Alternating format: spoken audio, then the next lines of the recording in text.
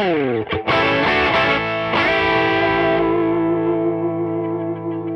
hey there.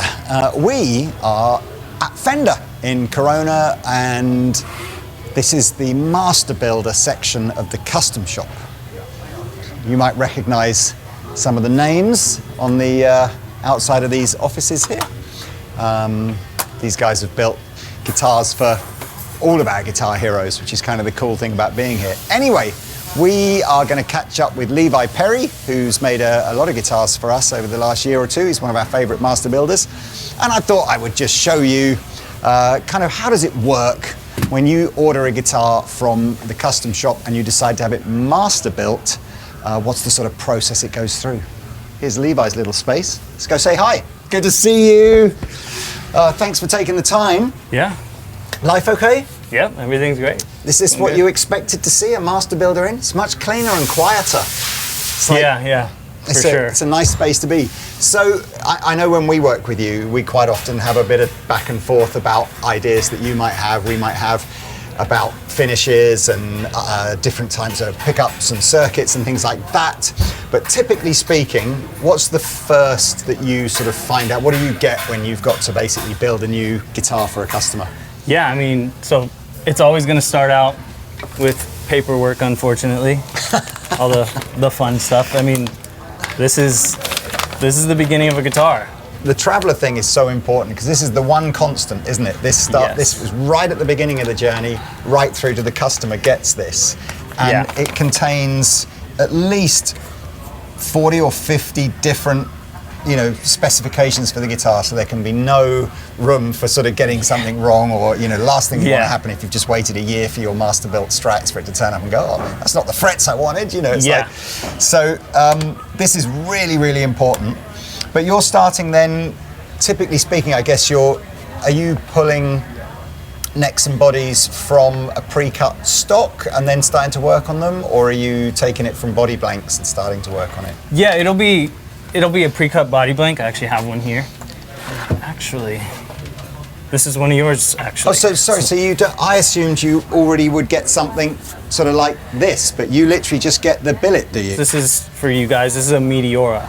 And this is a custom build. I don't think we've ever done a Masterbuilt Meteora before. Yeah. That's cool, man. I think it's the first one. It's my first Meteora too, which will be really cool. And what is it getting? Let's see. Yeah, what are we doing to this? It's getting a Strat trim, 2 humbuckers, and it looks like an ultra neck heel. Oh, wow. So, and this could be something a customer from Andertons has spec'd and they've sat with one of our guitar team and put their dream guitar together, or this could be something that one of our guitar team has it might be Pete. Was it Pete? It was Pete. He's looking at me over Taylor's shoulder. He'll wake up having had a crazy dream and go, that's what we're ordering today.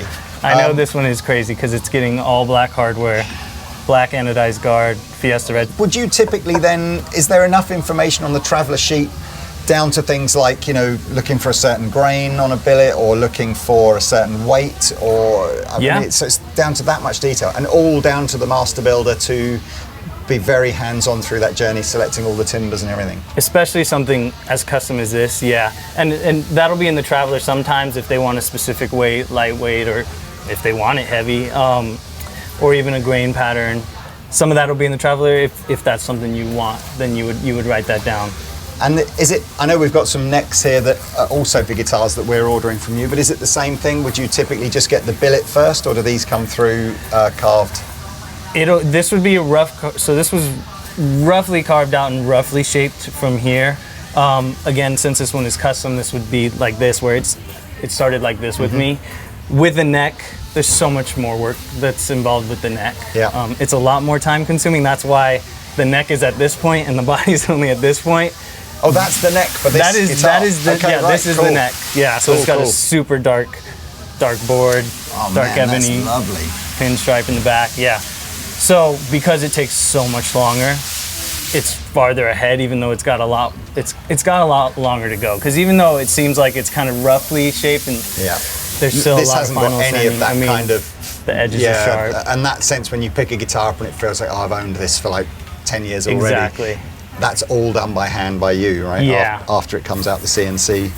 Although I have to say, the degree of It's, you know, what's the right word? It's a precision cut wood, even straight out the CNC, isn't it? So yeah, this has had some rough sanding, so that's not straight out of the CNC, but it's just the rough sanding. So, but all the sanding and general preparation before painting is all done in these four walls here, is it? Yeah, and even with this one, there'll be some routing that I'll have to do in here, and so there's quite a bit that just goes a hand router then. Yeah, the whole thing won't be done that way, but I'll probably end up having to go in and probably do the pickup routes. Dremels and yeah, there's a lot. So from kind of like this stage to this stage, well, in fact, we've got a stage in between, haven't we? So these are a couple more of the guitars that we're doing. It's like, yes, if you are a confident man or lady that wants to get out and play with a graffiti yellow Strat. So what's this ultimately going to end up being? So it'll be a Strat with it'll be a hum single, and then it'll actually have a boost built in. So it'll be a custom boost circuit for you guys. Is that going to be on like a push on one of the volume controls? No, actually, it wants to be triggered by a Gilmore type switch, I believe the Traveler said. So just a little three-way toggle that's cool. in there. Yeah. So just a little analog battery-powered boost circuit that's going in there. Yeah. Cool. Yeah. I like that.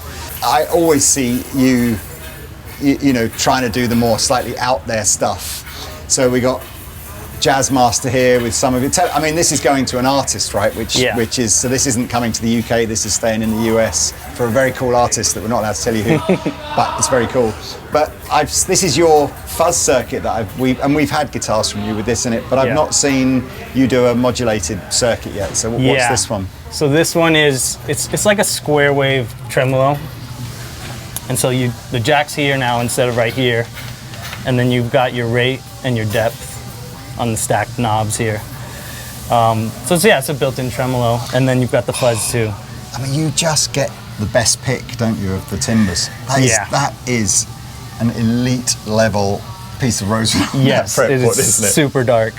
Which is beautiful. What I prefer. And I like, what are you calling this? Is there an intentional burst on the pink here, or is this just like a faded pink? Or yeah, it's shell pink faded onto Olympic white, and then everything's kind of aged a little bit, so it's a little different. Do you know, in my head, I sort of thought that maybe I was a bit done with pink. It was been so popular for the last few years, but actually with the kind of over the Olympic white in the middle gives it a new lease of.